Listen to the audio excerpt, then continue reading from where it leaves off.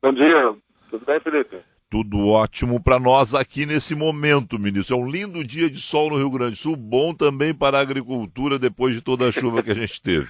Mas Muito bom, isso é bom. eu imagino que sim. Mas também é o seguinte: uma parte da produção de carne do Brasil que é exportada para os Estados Unidos sai do Rio Grande do Sul. Então também nos preocupa bastante, ministro. O que foi identificado pelos americanos para suspender a importação da carne brasileira, ministro? Bem, você sabe que o Brasil é um país que é livre de febre aftosa com vacinação, né? E o uso das vacinas tem criado e detectado nos animais um acesso ali na região onde está se fazendo essa vacina. E como a carne exportada para lá apresentou esse tipo de sintomas lá nos Estados Unidos, ou realmente foi identificado na chegada desses produtos, eles fizeram uma suspensão temporária até que a gente corrija esse assunto. E como é que vai corrigir isso? Vai ter que corrigir nos frigoríficos, né? Nós vamos fazer uma investigação sobre a questão dos veículos na vacina, se tem algum problema ou não, mas detectado o problema tem que ser retirado aqui, não pode ser mandado para lá. E isso terá que ser feito, então, uma mudança na forma de fazer o preparo dessas peças, de cortar mais na própria carne, tirar esses abscessos que estão aparecendo aí para que não crie mais esse problema lá nos Estados Unidos. Quanto tempo para se tomar todas essas medidas serem implementadas? Bem, nós já havíamos suspenso 5 frigoríficos aqui no Brasil, esperávamos ter uma resposta essa semana ainda para apresentar aos Estados Unidos, e vamos apresentar, mas não esperávamos que fôssemos suspensos todas as 13 plantas que estavam exportando para lá. Então, eu penso que essa semana a gente já tem todo o plano já terminado, ele já havia começado, e assim que a gente apresentar o plano e eles estiverem de acordo, pretendo ir até os Estados Unidos para que a gente possa restabelecer esse canal de comércio. Da forma tranquila, como o senhor está me dizendo, é o seguinte: olha, estamos suspensos, mas adotando essas medidas, comprovando para os americanos que as medidas foram adotadas, começamos de novo a exportar imediatamente, então logo eles aprovem o plano, é isso? Perfeitamente, é o que a nota deles mesmo diz, está suspenso até que o Ministério da Agricultura do Brasil tome as devidas providências. E como eu te disse, é um assunto, um problema que vem da vacinação, provavelmente da vacinação ou da vacina utilizada ou da forma de fazer a vacinação, cria ali um abscesso, cria ali como chama-se, uma massa, né? Sim. E uma vez resolvido isso, nós vamos poder voltar a exportar para lá. Ministro, qual o impacto disso nas exportações? Mesmo temporário, o que vocês projetam? Nós começamos esse ano a mandar carne para os Estados Unidos. Nós não temos ainda um volume significativo, então financeiramente não é um grande problema, mas é um problema de imagem, um problema de mercado. Tem muitos países que seguem o que os Estados Unidos fazem também. Aberto, os Estados Unidos abre esses países, fecha os Estados Unidos, fecham esses países também. Então, o mais rápido possível que a gente conseguir eliminar esse problema, menos prejuízo para a pecuária gaúcha e para a pecuária brasileira também. O senhor imagina que outros países possam seguir os americanos? Não, existem países que nem sistema como eu vou te falar assim, sistema de sanidade eles têm. Eles seguem o padrão americano. Se entra nos Estados Unidos, entra lá também. Então, são essas preocupações que a gente tem nesse momento. Ministro, isso ainda é repercussão de alguma forma da carne fraca? O Brasil estava sob uma vigilância mais forte dos americanos? O senhor vê alguma relação nisso? Certamente. Antes da carne fraca, os contêineres entravam nos Estados Unidos, eles pegavam lá uma amostra de 1, 2, 3% para fazer as análises. Então, um problema a ser detectado era um pouco mais difícil. Depois da carne fraca, todas as carnes que estão indo para os Estados Unidos, para a Europa e outros países estão sendo fiscalizadas em 100%. Né? 100% das cargas chegadas são fiscalizadas, são retiradas amostras e feita a análise. Então, por isso que a gente tem sofrido mais nesses últimos tempos, não só com os Estados Unidos, com a Europa também, com problemas de salmonela nos frangos, problemas em outros países também, mas de fato a carne fraca não foi só o prejuízo naquele momento, é um prejuízo quase que permanente, né? Eu acabei de chegar da China aí ontem, e lá a gente tem vendido bastante, tem comercializado, mas a desconfiança do chinês, de Hong Kong, sobre os produtos brasileiros é bastante grande. A gente tem que trabalhar muito, recuperar essa imagem, para não perder esse mercado aí no futuro próximo. Nesse caso da imagem, essa crise da JBS que está presente fortemente nos Estados Unidos, com várias plantas, também tem reflexo disso, ministro? Olha, eu não sei te dizer especificamente nesse assunto, mas tudo é interligado, né, Felipe? Tudo é interligado. As coisas, quando os astros se alinham para o bem, tudo vai bem. Quando se alinha para o mal, tudo começa em mal. Então, diretamente eu não sei te dizer, mas alguma influência com toda certeza tem. Algum recado poderia ser isso, é isso? Bom, acho que não. Acho que recado eles têm que dar direto lá na justiça, com os problemas que eles têm também.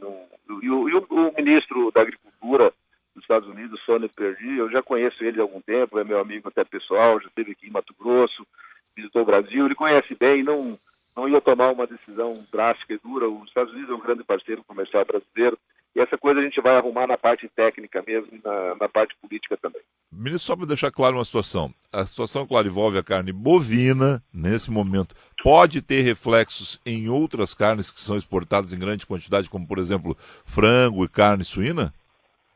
Não, nós temos um problema, você deve ter acompanhado na semana passada, com a Europa, né? A Europa Sim. tem nos cobrado atitudes mais duras e mais rápidas aqui, com algumas mudanças que nós nos comprometemos a fazer e vamos fazê-lo.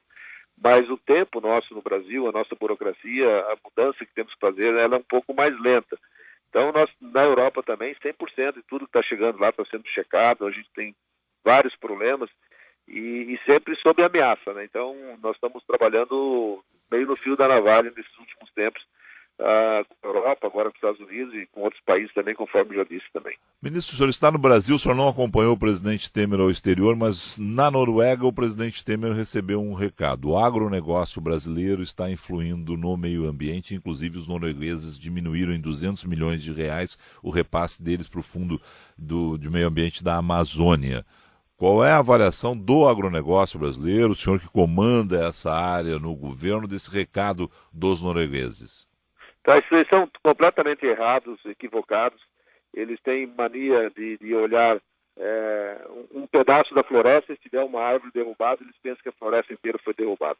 O Brasil é o único país do mundo que tem, pelos dados atuais que nós atualizamos pela Embrapa, imagens, 66% do território brasileiro, ele é preservado de forma de florestas em todos os seus biomas. Ninguém no mundo tem o que o Brasil tem. Nós ocupamos apenas 9% do território brasileiro para fazer agricultura e em torno de 20 e poucos por cento para fazer pecuária. Então, nenhum país do mundo tem o que nós temos é que ter a coragem de nos defender e não aceitar esse tipo de coisa. A Noruega, por dar lá 200, 300 milhões de dólares por ano para preservar a floresta amazônica, acha que pode mandar no Brasil. Não, eles não podem mandar no Brasil. É muito bem-vindo o dinheiro deles. Aliás, deveria ser melhor aplicado o dinheiro que eles mandam para o Brasil, acaba virando em processo, projeto, consultoria e na prática, o homem que vive dentro da Amazônia, lá o ribeirinho, nunca consegue receber nada. Então, o dinheiro deles é bem-vindo, mas eles não podem vir querer dar palpite aqui dentro. E se outros países fizessem o que o Brasil faz, preservar as margens de rio, não deixar plantar na margem de rio, preservar como nós plantamos, temos as nossas florestas preservadas em 20% das terras do Rio Grande do Sul, 80% da Amazônia, criando uma imagem, uma paisagem onde os animais possam circular sem nenhum problema, o mundo seria muito diferente. Eu não aceito esse tipo de crítica contra o Brasil e desafio qualquer país do mundo para vir e fazer o debate conosco. Se eles tiverem alguma coisa parecida conosco, vamos aplaudi-los. Ministro, nós estamos nessa condição de desafiar o mundo nessa situação mesmo? Perfeitamente.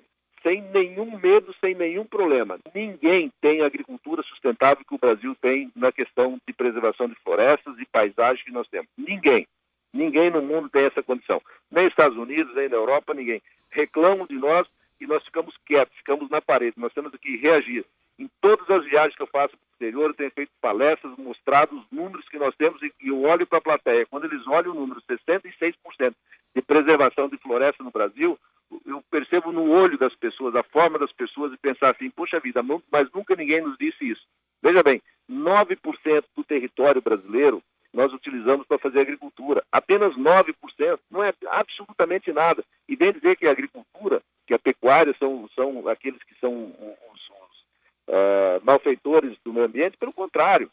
25% de todo o território brasileiro preservado estão dentro das propriedades rurais brasileiras, que os produtores preservam sem receber um centavo de ninguém da sociedade brasileira. Ninguém. Veja bem, quem tem uma terra na Amazônia, por exemplo, só pode abrir 20% dela. Eu sempre faço um comparativo, é igual você ter um hotel de 100 apartamentos e você só pode trabalhar em 20 apartamentos, e os outros 80 você tem que mantê-los limpos, com seguro, higienizado e tudo mais. Quem que faz isso no mundo, meu amigo? Ninguém faz isso no mundo, então o Brasil não pode ficar de croca, não pode aceitar essa situação.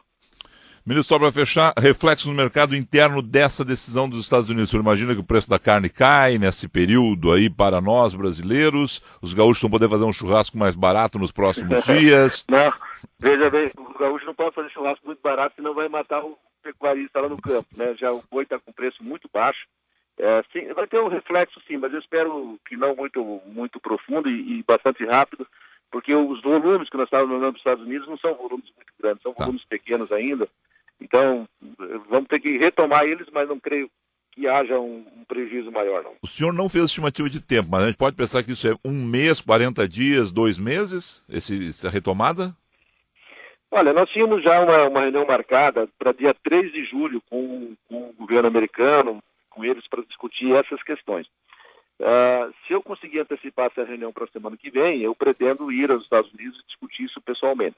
Tá. Se não puder, está marcado o dia 3, e seria uma data para a gente iniciar essas conversações e retomar aí essas exportações. Ministro Blairo Maggi, obrigado ao senhor, um excelente dia de trabalho. Para vocês aí no Rio Grande também, um abraço, tchau.